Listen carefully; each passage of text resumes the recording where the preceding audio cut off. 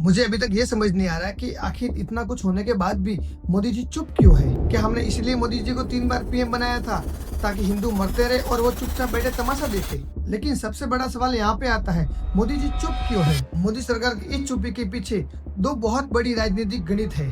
क्या बंगाल में इलेक्शन पास आ रहे इसलिए चुप बैठे हैं, या फिर बांग्लादेश ने उनको चुप करवाया है। चलो आपको सच का सामना करवाते हैं। पिछले कुछ दिनों से जो बांग्लादेश में हो रहा है वो किसी से छुपा नहीं है।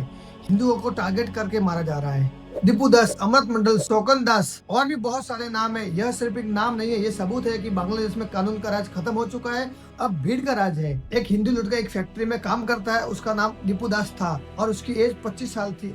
उसके नाम पे एक अफवाह फैलाई जाती है, उसने पैगंबर साहब का अपमान किया है और उसी के आधार पे दीपू दास को बीच सड़क में पीट पीट के मारा जाता है। फिर भी उनका मन नहीं पड़ता है तो दीपू दास को बीच चौराहे में लटका के उसको जिंदा जला दिया जाता है। और सबसे हैरानी की बात तो ये थी कि वहाँ पे खड़ी खड़ी पुलिस तमाशा देख रही थी और लोग अल्लाह अकबर के नारा दे के वीडियो बना रहे थे।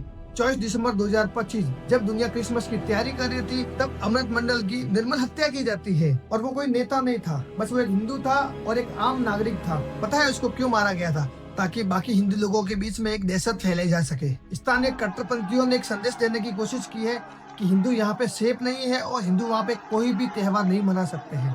31 दिसंबर 2025 की रात खोकम दास ट्रेन से अपने घर जा रहा था। कट्टरपंथियों ने खोकम दास के ऊपर धारदार हथियार से हमला किया और तब तक हमला करते रहे जब तक उनका मन नहीं भरा। ये एक सोचा समझा प्लान था। मकसद था उनका 2026 की सुबह होने से पहले हिंदुओं के मन में खौफ पैदा करना था। क्या नरेंद्र मोदी की सरकार इस मामले में जांच करेगी? बांग्लादेश की सरकार से सवाल पूछेगी कि आखिर क्यों हमारे हिंदुओं को मारा जा रहा है। सुनिए प्रियंका गांधी ने क्या कहा। बांग्लादेश में जो अल्पसंख्यकों के साथ, जो हिंदुओं और ईसाइयों के साथ अत्याचार हो रहा है उसके खिलाफ इस सरकार को आवाज उठानी चाहिए। बांग्लादेश की सरकार के साथ बातचीत करनी चाहिए। इतने सवाल करने के बाद भी कोई ठोस जवाब नहीं मिला। मोदी सरकार की इस चुप्पी के पीछे दो बहुत बड़ी राजनीतिक गणित है। वेस्ट बंगाल पे चुनाव सर पे है और बीजेपी की रणनीति एकदम साफ नजर आ रही है। बांग्लादेश में जितने हिंसा बढ़ेगी बंगाल के हिंदू वोटर डरेंगे और एकजुट होकर बीजेपी को वोट करेंगे। यानी सीमा के उस पार जो खून बह रहा है उसका इस्तेमाल बीजेपी वोट बटोरने में कर रही है।